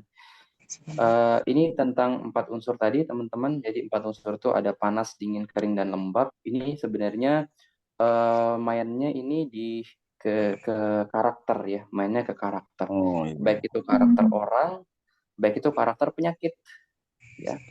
Jadi ada penyakit tipe panas, ada penyakit tipe dingin, ada penyakit tipe kering, ada penyakit tipe lembab. Kalau di dunia neuroscience atau di dunia psikologi nanti ada namanya koleris, sanguin, plekmatik, melankolis. Ya. Iya, Dan itu masing secara psikologis ya, Pak. iya. Jadi nanti mohon maaf ya, ada orang-orang koleris misalnya orangnya panas kering. Biasanya kulitnya kering, jidatnya Jadi kering pemimpin tapi tuh, Pak. ada iya. Ini orangnya tipe api nih. Panas Ini terus, kalau marah-marah aja. panas terus. Kira-kira cocok nggak minum madu terus nih? Habatus sauda terus. Enggak Pembawaannya panas cocok. terus itu, Pak. Enggak Iya, cocok. Mau berantem aja nggak itu. cocok. Nggak cocok ini. Begitu juga nanti dengan Tapi, orang yang lembab dingin. Orang yang lembab dingin, orangnya kalem, santai, nyari aman. Cocok Pak, nggak kalau kebanyakan makan sayur dan buah? cocok, Pak. Nggak cocok, malah jadi penyakit nantinya. Nah, Nggak itulah cocok, 4 Pak. unsur ini. Nggak cocok. Oh, Lembab dingin. saya suka makan itu loh, Pak. Izin Tapi Ustaz. Izin Ya, Ustaz. Izin Ustaz. Izin Ustaz. Untuk apa namanya nanti setelah kita diberikan materi selama 2 hari kan kita baca dingin. dulu. Ya, baca dulu. Kemudian nanti setelah pertama, yang hari ketiga apa hari keempat jadinya itu nanti itu model materinya bagaimana Ustaz? ya. Baik. Oke, sekarang kita bahas tentang refleksinya aja ya. Ini dari mungkin Mas Wahyu juga bisa memberikan informasi bagaimana yang Mas Wahyu sudah siapkan modelnya. Ini sebelum ke beliau, ini saya coba lihatkan dulu materinya ya, sekilas tentang materi refleksi itu sendiri. Ya, udah penasaran sebagian nih. Oke, materi refleksi.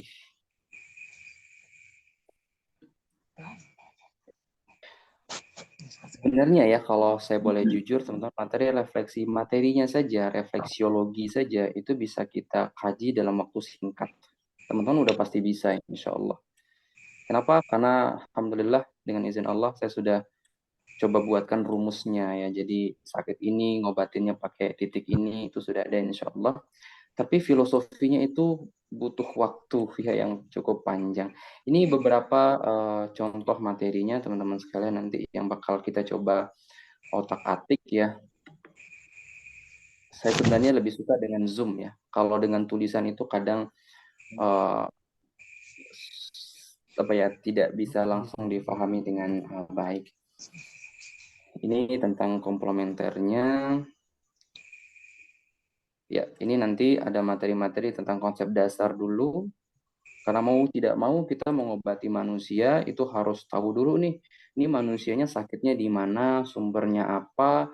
Mungkin bisa jadi kita merefleksinya malah membuatnya lemah secara organ walaupun dia nampak semangat dan nyaman setelah itu. Tapi kedepannya bagaimana kita tidak tahu ya. Ini ada beberapa konsep penyakit juga yang nanti mesti teman-teman pahami. Sebagaimana seorang apa namanya servis motor, dia harus paham motornya kan begitu ya.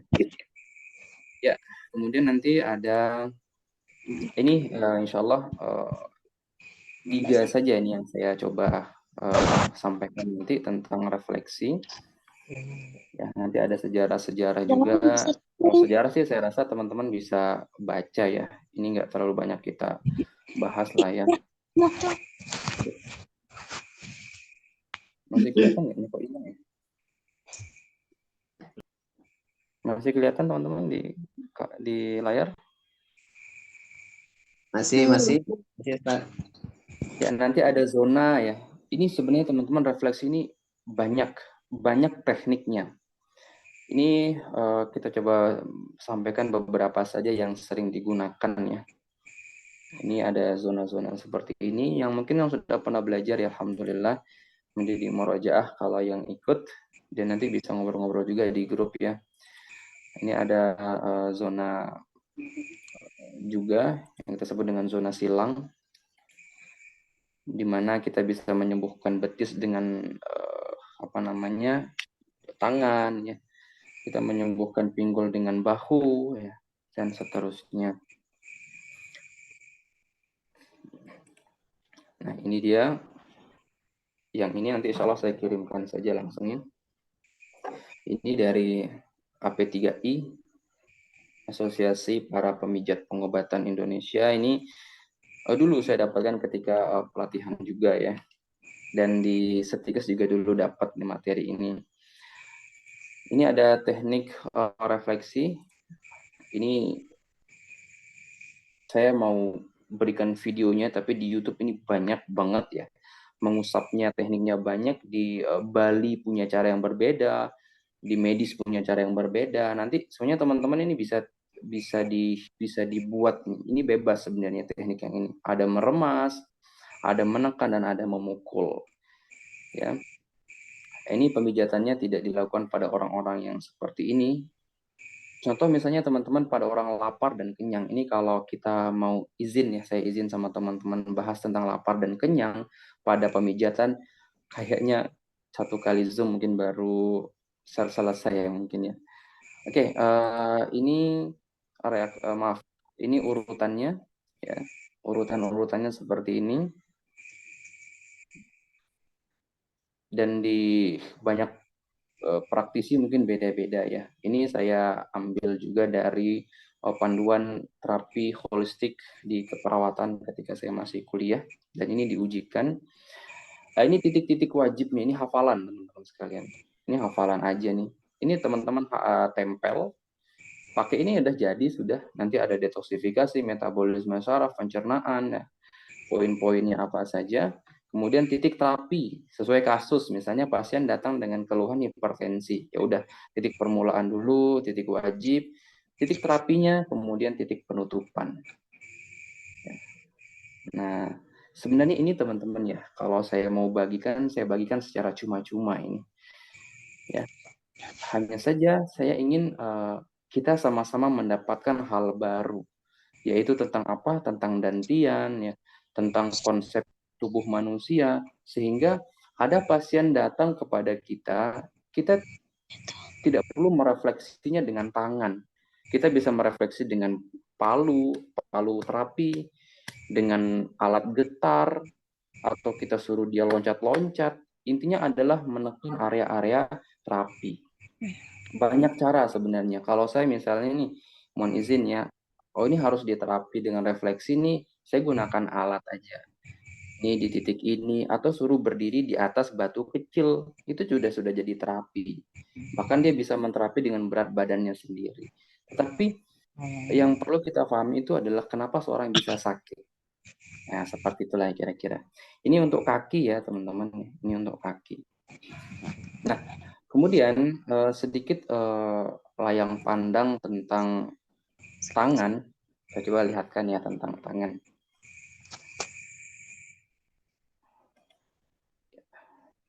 Ini tentang tangan, ya, sekalian dengan diagnosa telapak tangan. Ya.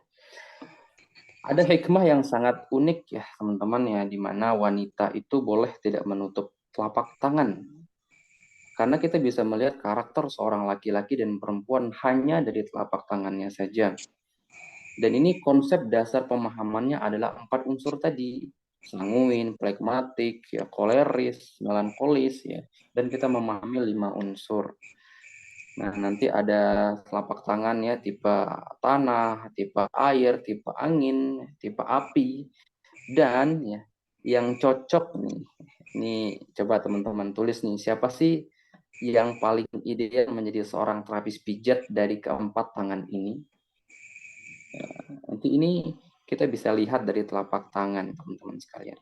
Nanti ada orang salah satu dari tipe ini menjadi terapis, tiba-tiba nanti matanya jadi minus, jadi plus, atau jadi HNP. Dan itu banyak saya dapati. Terapis ya. Akhirnya si terapis diterapi. Ya. Jadi menjadi seorang dokter itu, menjadi seorang terapis itu berat sebenarnya ya. Nah, nanti kita coba melihat dari telapak tangan kita dan telapak tangan pasien apa saja yang akan kita berikan saran. Misalnya orang dengan tipe air nih, contoh saja. Orang dengan tangan tipe air, ya, yang telapak tangannya lebih pendek daripada jari jemarinya, mereka ini orang-orang yang cenderung masalah-masalah pada kulit, pada imun dan sistem reproduksi. Sehingga kita harus menyarankan mereka apa? Misalnya pengembangan diri, kita harus memberikan kepercayaan diri kepada mereka, olahraganya pun harus olahraga yang lembut, ya. Jadi ada seorang terapis teman-teman sekalian memberikan saran olahraga beban pada pasiennya. Apa yang terjadi? Ambruk pasiennya. Pasiennya lemah disuruh olahraga berat. Katanya sih menurut buku seperti itu. Diagnosa itu nggak boleh dengan buku, teman-teman sekalian. Karena diagnosa itu harus berputar. Nah, itu nanti yang akan coba sambil berjalan ya, teman-teman, nanti coba kita sampaikan sedikit-sedikit saja. Maka dari itu saya sih pengennya dengan Zoom ya. Dengan Zoom, jadi lebih enak ngobrolnya. Ini nanti ada pengamatan telapak tangan. Ya. Dan kemudian nanti ada hubungan telapak tangan dengan jiwa kita. Ya, kemudian nanti telapak tangan kita dengan mikrosistem. Ya. Ini mikrosistem kita. Ini sih nggak dihafal ya teman-teman, cuman coba lihat, scan di dalam kepala, kemudian difahami aja. Kemudian tentang solar plexus yang ada di tangan, ini tentang energi prana namanya. Ya, kemudian nanti ada tentang tangan lah ya. Kemudian ada terapi-terapi, ini warna merah menguatkan, ini di terapi sujok. Terapi sujok. Nah, kenapa di refleksi ini kok ada sujoknya, kok ada ini dan itunya? Karena kita nggak hanya belajar refleksi aja. Kalau belajar refleksi aja, teman-teman punya ini saja, udah nggak usah ikut pelatihan. Punya ini aja, teman-teman hafalin sama yang tadi saya sampaikan rumusnya itu udah selesai. Cuman itu aja kok refleksi itu. Cuman itu aja. Gampang sebenarnya. Cuman yang ingin meluangkan hati, meluangkan gelas kosong, insya Allah nanti dapat faedah-faedah lain dari Tibbun Nabawi, dari traditional Chinese medicine, dan dari medisnya. Baik, kira-kira itu teman-teman sekalian gambaran daripada materi. Ini materi saya singkat lagi ya, supaya nggak terlalu banyak sebenarnya yang akan disampaikan. Monggo silakan, mungkin ada yang ingin tanyakan 10 menit aja ya. Pak, Ustadz, mohon izin. izin Ustadz, apakah nanti kita langsung praktek itu membawa teman apa gimana Ustadz? Karena ini Zoom ya, ini Zoom teman-teman. Mungkin materi saya sampaikan secara umum di grup. Nanti kita sifatnya adalah ngobrol ya. Karena jujur saja teman-teman, saya lebih suka membawakan dasar-dasar berpikir. Kalaupun untuk membawa pasien itu sepertinya kita butuh waktu khusus ya untuk nge-zoom ya. Untuk bertemu lah tatap muka walaupun lewat Zoom seperti ini, agar bisa saya koreksi juga gitu. Oh, berarti gini Ustadz, berarti nanti contoh ini berarti nanti bisa langsung, saya kira kan nanti ada contohnya begitu, misalkan orang sakit lambung ditekan seperti itu, jadi di Zoom-nya seperti itu, saya kira seperti itu. Terus kemudian biar kita bisa ngikuti, berarti kita juga bawa orang gitu loh untuk dipraktekkan. Saya kira seperti itu Ustadz. Iya, Sorry Ustaz. Atau mungkin Ustaz ada peragaan di Zoom, nanti ada videonya gitu lah, sambil menyampaikan materi. Jadi modelnya kan begini nih yang ditawarkan sama Mas Wahyu juga. Kita nanti ada Zoom pertama, ini untuk kita ngobrol-ngobrol materi lagi, dan Zoom terakhir itu untuk kita tanya jawab. Nah, nanti di Zoom di Telegram itu nanti kita ke materi, memang ke materi, ada video-video yang insya Allah saya coba sharekan ya, tentang teknik ringan saja. Kalaupun aplikatifnya teman-teman, itu teman-teman kembali ke sini aja. Teman-teman kembali ke yang saya rumuskan tadi. Coba sebentar. Karena agak sedikit ini juga ya, saya agak sedikit kesulitan terkadang kalau kita nge-zoom sambil ke pasien, karena saya di sini sendiri sebenarnya. Ya, kalau ada yang shooting kan ini enak. Oh iya. Ada beberapa waktu lalu ada Zoom seperti itu, sering dapat kendala. Waktu itu ngisi tentang akupuntur dari Sukabumi, itu banyak kendalanya. Saya datangin pasien, kadang kamera nggak terhadapkan ke sana, suara terputus karena jauh ya. Jadinya banyak kendala. Mohon maaf nih, saya coba lihatkan ini. Nah, ini aja sih teman-teman ini. Ya, ini inti banget sebenarnya. Ini inti banget. Ini inti banget nih. Nanti di sini sudah ada. Ya. PDF-nya bisa dapat ini Pak Ustadz kita ya. Iya, saya nanti akan kirimkan insya Allah. Soalnya bisa dicetak nanti biar bisa ditempel, bisa ini. Iya, betul. Seperti itu. Jadi ya saya juga nanti mohon dimaafkan teman-teman yang sempat ikut ikut di Zoom nanti. Maaf di pelatihan ini. Tentunya dengan segala keterbatasannya karena Zoom ya. Banyak juga nih yang ngechat nih. Kira-kira sejauh mana yang kita dapatkan dengan sekedar Zoom gitu ya. Harusnya kan tatap muka begitu. Saya coba memberikan yang bisa saya berikan, nanti teman-teman bisa banyak bertanya nanti di grup diskusi supaya semakin meluas gitu obrolan kita. Sekali lagi, refleksi ini saya nyatakan refleksi ini gampang, mudah ya. Cuman filosofi-filosofi yang ingin saya tekankan kepada teman-teman supaya nanti nggak hanya refleksi yang didapat. Oh, dengan konsep ini refleksinya bisa begini, bisa dikombinasi dengan teknik yang lain dan seterusnya. Gitu. Pak, izin bertanya, bertanya Pak.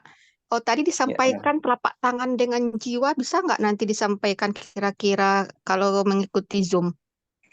telapak tangan kita dengan jiwa gitu. Ya, jadi di Zoom pertama nanti mungkin, mohon maaf, kamera saya mati ya, tapi nggak apa-apa lah ya.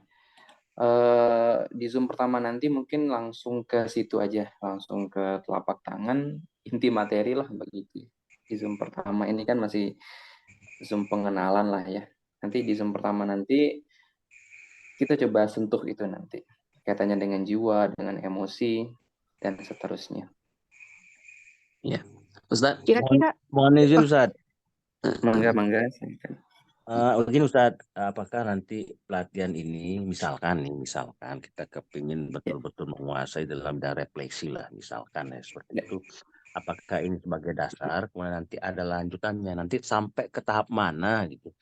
Ketika kita bisa dikatakan sebagai orang ya kurang lebih mungkin ini terlalu berlebihan ya. Betul-betul seorang terapi refleksi gitu. Profesional. Gitu. Ya. Barakallahu fikum. Nah, ini videonya macet ya. Oke, nggak apa-apa ya teman-teman. Kenapa saya buat judul dengan refleksi dan traditional medicine? Agar teman-teman itu seperti seorang intel. Intel kan nggak kelihatan ya teman-teman ya. Intel itu nggak kelihatan. Jadi kalau di dunia refleksi sendiri itu ada tingkat 1, 2, 3, 4 begitu ya levelnya ya. Ketika teman-teman belajar dasar, kenapa saya di sana sebutkan traditional medicine? Teman-teman belajar dasar, level 1 udah cukup itu. Karena kita udah paham nih, ini alur sakitnya begini. Sebelum pasien datang kita udah tahu, ini pasiennya sakitnya seperti ini, kemudian kita refleksi sedikit, kemudian kita kasih PR, kalau di medis namanya discharge planning, ibu, karena ibu sakitnya seperti ini, misalnya dia sakitnya apa nih, hipertensi deh misalnya banyak, ibu nih hipertensinya ini panas nih, tipenya tipe panas, maka ibu jangan makan makanan yang panas, nggak boleh kena angin, nggak boleh terlalu banyak nonton berita, gitu. Itu sudah cukup tuh, jadi dia nanti bisa menyembuhkan dirinya sendiri, dan itulah dokter yang terbaik teman-teman sekalian. Nah, kalau yang di level-levelan, mohon maaf ya, saya tidak menyikut level-levelan ya, itu teknik, kita banyak bermain di teknik, sebenarnya sama aja. Mohon maaf ya, saya tidak ingin menyikut ya teman-teman yang sudah belajar sampai ke level 6 mungkin barangkali ya. Saya ingin di dasarnya kita matang, kita bagus, sehingga kita bisa melakukan refleksi dengan ilmu tradisional itu sendiri. Jadi kalau panjenengan tanya sampai status kita sampai kemana nanti, kita paham dasar aja, kita udah bisa kemana-mana insya Allah. Gitu. Bisa ada gambarannya, Akhi? Mohon izin, jadi gambaran Izin saya awal bertanya, kan Pak. gambaran Kira-kira sebentar, yang masnya dulu. Silakan, masnya tadi siapa? Makasih Ustadz. Jadi ketika kita ini kan nih, jadi gambaran saya sebelumnya nanti akan ada pelatihan gitu. Jadi ada pelatihan lagi. Saya sih sangat tertarik sekali itu dengan adanya seperti ini. Jadi betul-betul ini saya memahami sekali gitu loh. Kalau misalkan nanti ada kelanjutannya begitu.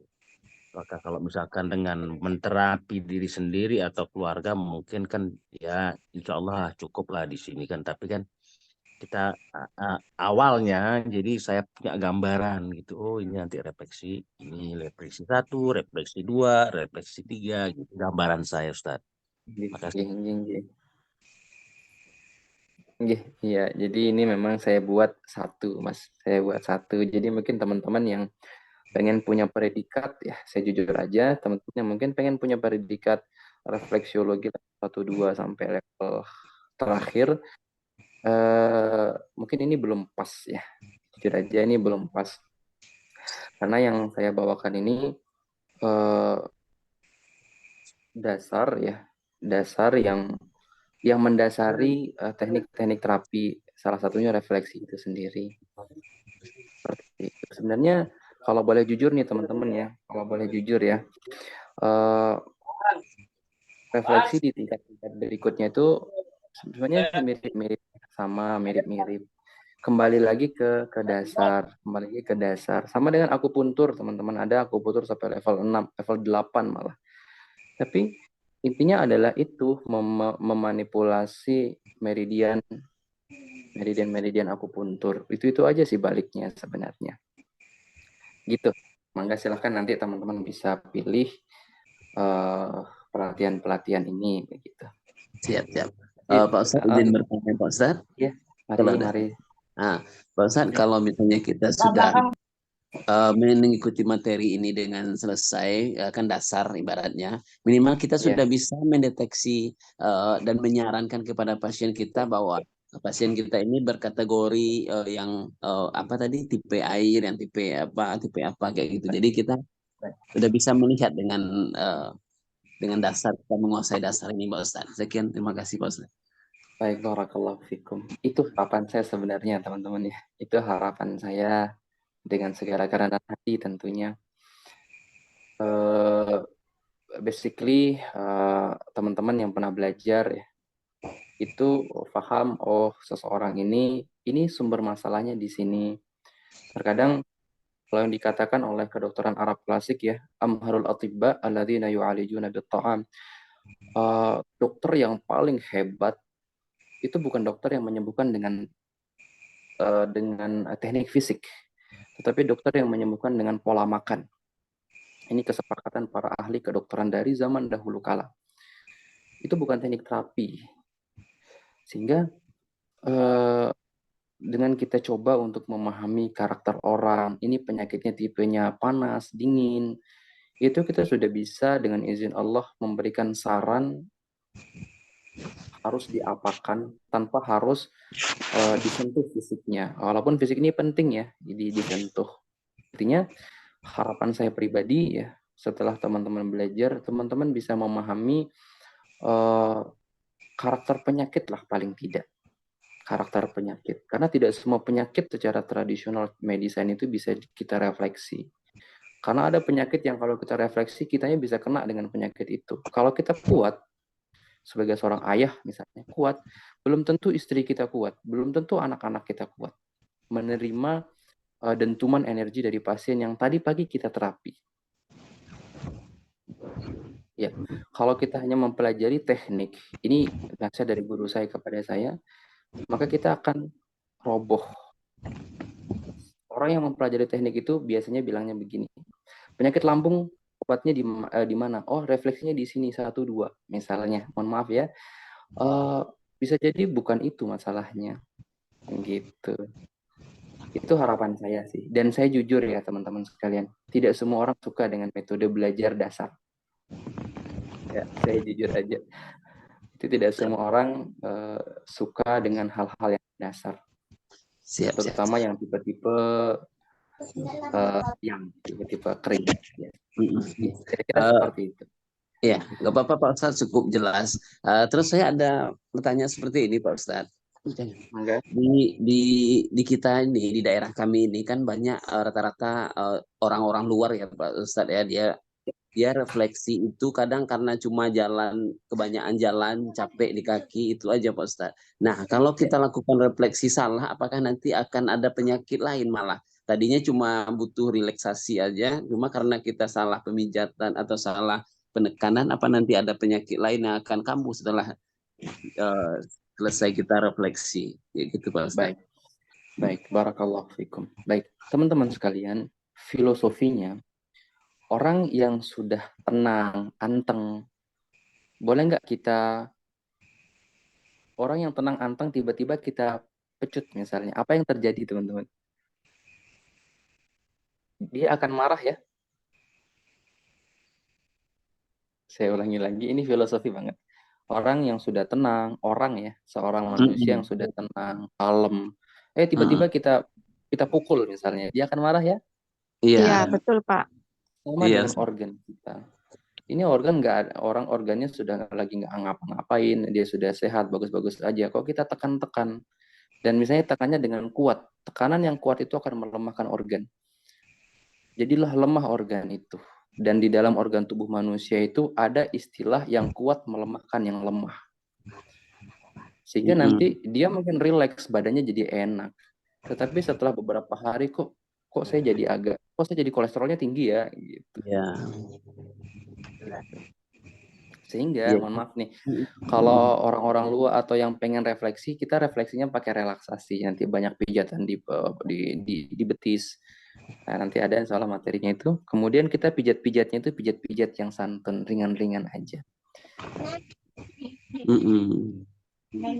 Nah, mohon izin Ustaz. Ya. Berarti refleksi itu gambaran saya kan telapak tangan sama kaki. Jadi intinya sebenarnya refleksi itu apa sih Ustaz? Baik, Masya Allah. Iya, cukup. Barakallahu fikum. Baik. Refleksi itu adalah bagian atau mungkin adik daripada akupresur sebenarnya. Adik atau bagian daripada akupresur. Artinya kita menstimulasi titik organ secara mikrosistem pada telapak kaki. Nah, sejatinya yang sakit itu aja yang kita sentuh. Contoh gampangnya begini, biar nggak ngapalin yang ini nih misalnya nih, nggak ngapalin yang ini. Mana yang sakit, udah itu diuyel-uyel aja, tetapi dengan uyelan yang ringan banget, yang enak, nyaman.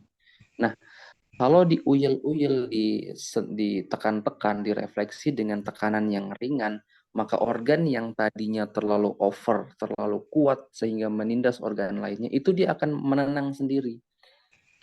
Kemudian organ yang sedang lemah itu akan menguat sendiri. Filosofi banget. Orang yang lagi marah-marah, itu kita kalau dia orang marah itu kan api. Kalau api dibalas api jadi api kan ya. Jadi orang yang marah itu seperti organ yang terlalu kuat. Dan itu sakit banget biasanya kalau dipencet. Gampangannya itu kita mencetnya ringan saja. Seperti anak kita lagi marah, kita elus-elus kepalanya. Dia akan tenang.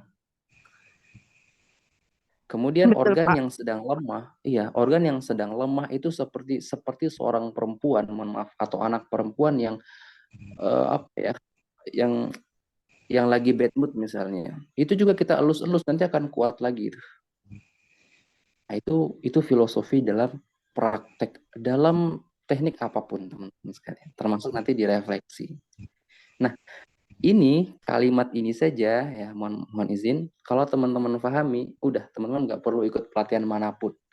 Oh, intinya yang sakit dipencet, dilus-elus ringan aja itu sudah mengembalikan keseimbangan tubuh. Itu bodoh-bodohnya begitulah kalau kata orangnya. Ya. Gambaran akhir. Ya, Ustaz, saya pernah dapat pasien. Memang seperti saya bilang tadi itu mungkin dia pengen relaksasi aja. Itu saya sudah pencet, cuma dia nggak ngerasa, katanya harus sakit. Kalau udah sakit itu baru enak katanya. Padahal kita juga takutnya kalau terlalu kuat nanti bermasalah ke dia. Coba kata dia nggak sakit sampai akhirnya ganti terapis. Dia mau yang lebih kuat katanya. Nah, jadi gimana sarannya untuk meyakinkan tuh Pak Ustaz? Makasih Pak Ustaz. Nah, ini sebenarnya yang masalah di jiwa orang pasiennya, di jiwa pasiennya. Pasien-pasien yang jiwanya kaku, yang jiwanya terlalu panas, itu dipencet sekeras apapun terkadang itu dia merasanya nggak sakit kok. Sebenarnya itu organ, mohon maaf, itu organ yang istilahnya, yang sinyalnya udah mati, sinyalnya sudah rusak, mungkin jangan kita bilang rusak ya, yang sudah lemah banget sehingga dia tidak bisa merasakan respon tekanan yang kuat. Harusnya sakit itu. Nah, namun biasanya tuh orang-orang seperti itu nggak bisa kita kasih tahu ya, mohon maaf. Ini sudah kuat ini, nggak ada rasanya. Kita tetap profesional aja. Kalau dia mau ganti terapis silahkan, kalau mau ikut dengan kita ya ini sudah cukup tekanan kita. Karena dari konsepnya kalau kita tekan terlalu kuat sedangkan dia tidak merasakan apa-apa, itu tanda organ udah lemah banget. Lemah banget biasanya sih seringnya begitu. Jadi kalau kita terlalu tekan maka organ itu akan semakin lemah dan dia akan semakin tidak bisa merasakan rasa sakit nantinya. Itu sama seperti orang yang sudah kehilangan arah, yang sudah lelah dicaci maki, mohon maaf, akhirnya dia mau dicaci maki apapun dia bisa tersenyum. Itulah organ kita yang sudah lemah banget, teman. sarannya ya kita berikan edukasi sih. Kita jangan sampai memaksa energi kita terlalu banyak keluar. Nah, takutnya tulang belakang kita kena nanti. Iya. Oke, baik Pak. Iya. Oke, mungkin satu lagi nih atau dua lagi deh. Assalamualaikum Ustaz. Ya, Waalaikumsalam warahmatullahi wabarakatuh. Saya Bu Masita dari Kalimantan Timur. Saya alhamdulillah saya hampir setiap bulan saya refleksi. Pijat refleksi itu Ustaz. Apakah itu termasuk yang kita pelajari nanti ini? Atau ini hanya untuk menghilangkan rasa capek atau lelah gitu dan bukan untuk penyakit? Baik, barakallahu fikum. Refleksi ini nanti bisa digunakan untuk penyakit juga, untuk relaksasi juga. Nah, sekali lagi teman-teman, refleksi ini bagian daripada pengobatan ya. Bagian daripada pengobatan, sama kayak akupuntur dan lain sebagainya, bisa digunakan untuk penyakit dan juga untuk relaksasi. Yang penting teman-teman pahami dulu aja fungsi-fungsi organ. Nanti kita memahami tentang penyakit-penyakit. Gini teman-teman sekalian. Saya kasih contoh yang banyak juga terjadi. Kalau teman-teman para refleksiolog yang hadir pada malam hari ini, wanita saja ya, wanita yang sedang gangguan haid. Kira-kira teman-teman refleksi di titik mana? Di punggung ya, sekitar punggung ya. Baik, ini menggunakan Bukan di mikrosistem punggung ya, punggung. antara jari telunjuk dengan ibu jari ya. Tapi di tengah-tengah Bagian gitu ya. kaki Antara maksudnya atau tangan? kalau tangan. Baik. Bukan di punggungnya. Baik. Di mana sih Di tangan namanya ya. titik? Iya, di telapak tangan maksudnya. Karena sering saya lakukan gitu. Baik. Nah, oke. Teman-teman coba pahami ini. Telapak kaki dan telapak tangan itu berhubungan dengan emosi seseorang. Coba kita lihat ya. Setelah direfleksi, darah haidnya lancar beberapa waktu. Nanti balik lagi. Kalau teman-teman mau bertanya dan coba memahami tentang penyebab penyakit, nanti ada penyebab penyakit internal. Salah satunya adalah kecanduan Shopee. Mohon maaf. Kecanduan Shopee. Pengen beli ini dan itu, sampai saya lihat di beberapa broadcast teman-teman itu, di keranjangnya itu lebih dari 99 plus. Itu banyak banget, dan itu penyakit teman-teman sekalian. Bukan nggak boleh Shopeean ya, tapi itu menyebabkan yang disebut dengan stagnasi chi liver, yang menjadikan darah mandek. Direfleksi boleh nggak? Boleh. Kalau saya ajak mandi hujan, ajak jalan-jalan, nanti sembuh sendiri kok. Jadi dengan teman-teman memahami konsep-konsep dasar, mungkin kita belajar tentang refleksi, tapi nanti teman-teman bisa kembangkan keseruan refleksi, walaupun belum pernah ikut pelatihan yang lain.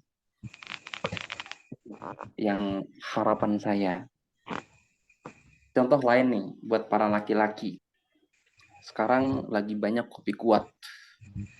Kira-kira titik mana yang teman-teman laki-laki ini khususnya, yang teman-teman akan titik untuk pencet refleksi untuk penguatan? Ada yang mau kasih jawaban? Ginjal mungkin. Baik. Apalagi selain itu?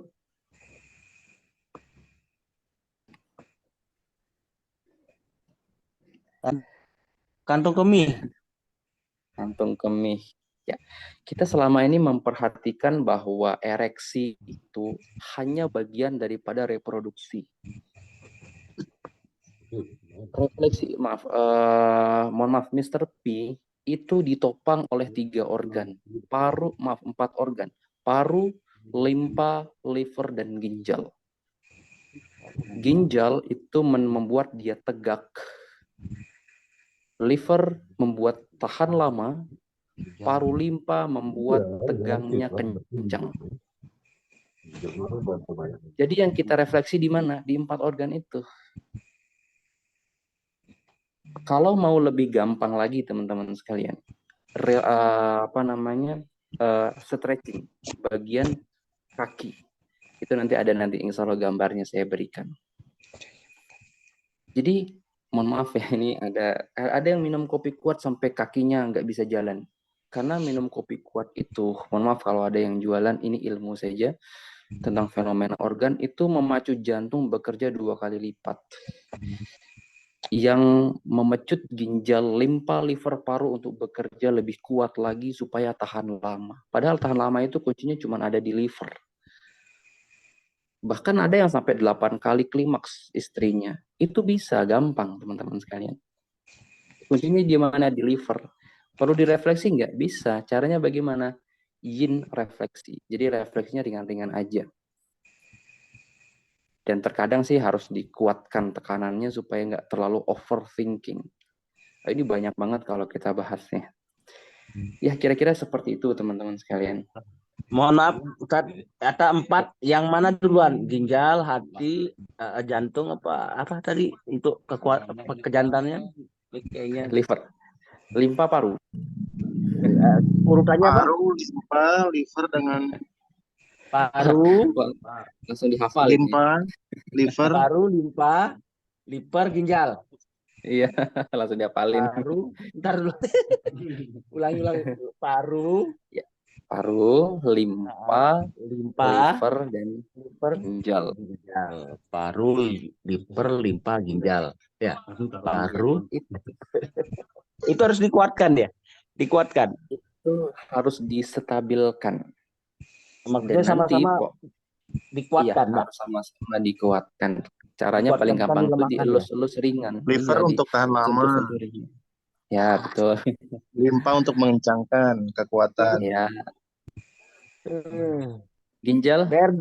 Ginjal daya ledaknya. Biar dia tegak dan daya ledak, betul. Ini sama juga buat perempuan ya, nanti ada diagnosa kemaluan, diagnosa bokong. Itu kita bisa lihat nih orang nih kuat berapa tahan lama nih, tapi kita nggak boleh ngejudge ya, kita nggak boleh ngejudge. Tapi ini ilmunya begitu teman-teman sekalian.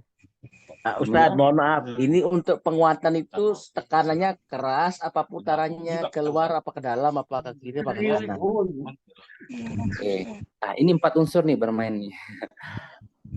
Tekanan ringan itu menguatkan organ. Tekanan ringan berputar ke kanan itu menguatkan organ. Filosofinya yang berputar ke kanan itu seperti memutar baut.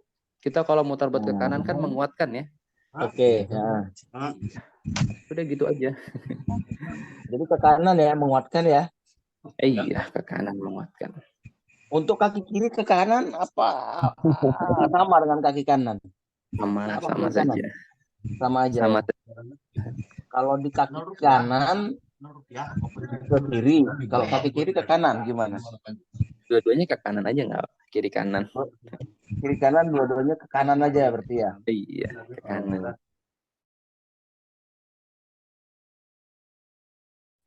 Maaf nih teman-teman yang mau live duluan boleh ya, ini sudah selesai nih, saya stop dulu aja deh.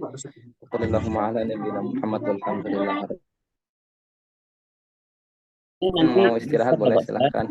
Di Kalimantan sudah ini jam 12. Kalimantan jam berapa? Di tempatnya sudah jam 11 ini. Ya jam 11 lewat di sini. Iya.